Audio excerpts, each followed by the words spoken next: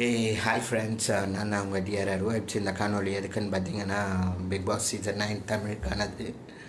So சனி ஞாயிறு episode பார்த்துருப்பீங்க. சனிக்கிழமை பார்வதி, அப்புறம் நம்ம இவர் சபரி, விக்ரம், கனியக்கா, கனித்திரு இவங்களெல்லாம் வச்சு செம்ம ரோஸ்ட் பண்ணிட்டாரு. ஃபஸ்ட்டு ரோஸ்ட் வாங்கினதே பார்வதி தான். அது எதுக்குன்னு நல்லா தெரியும், ஓகேங்களா? ஒருத்தர் மேலே வைக்கிற பேருனால அது எந்த அளவுக்கு பாதிப்படையும் தெரியாமல் பேசாதீங்கன்றதுக்கோசரம். அப்புறம் மற்ற ஹவுஸ்மேட்ஸை ஓவராலாக ரோஸ்ட் பண்ணிட்டாரு.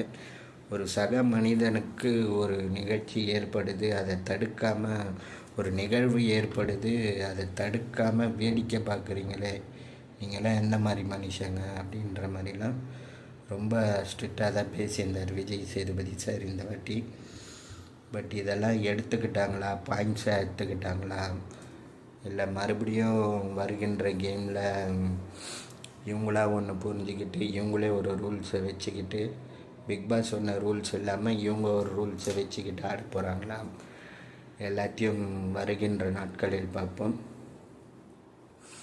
அப்புறம் முக்கியமான விஷயம், தமிழகத்தின் நடிப்பு அரக்கன் எவிக்ட் ஆகிட்டார்.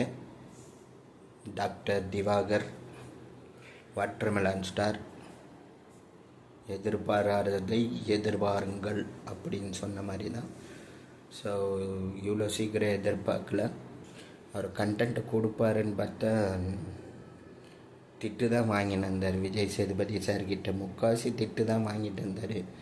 ஸோ அவர் உள்ளேருந்து திட்டு வாங்கிறதுக்கு வெளியே வந்து திட்டு வாங்கலான்ட்டு மக்கள் எல்லாம் சேர்ந்து அனுப்பிச்சிட்டாங்க போல் அவரை. அதுதான் நம்ம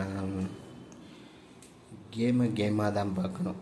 யார் பேசுகிறதையும் ரொம்ப பர்சனலாக எடுத்துக்கிட்டால் இப்படி தான். இது வரைக்கும் 40 நாள் கடந்துடுச்சு. இது வரைக்கும் டைட்டில் வின்னருக்கான போட்டியாளர் யாருன்னு டிசைட் ஆகலை. ஒரு கான்ஃபிடென்ஸே வரலை. இவர் தான்ப்பா அந்த போட்டியாளர், செம்மையாக ஆடுவார் அப்படின்ட்டு யார் பேருமே சொல்ல முடியல. பார்க்கலாம் வருகின்ற வாரங்களில் எப்படி ஆடுறாங்கன்ட்டு. நினைக்கிறேன் நல்லா ஆடுவாங்கன்ட்டு.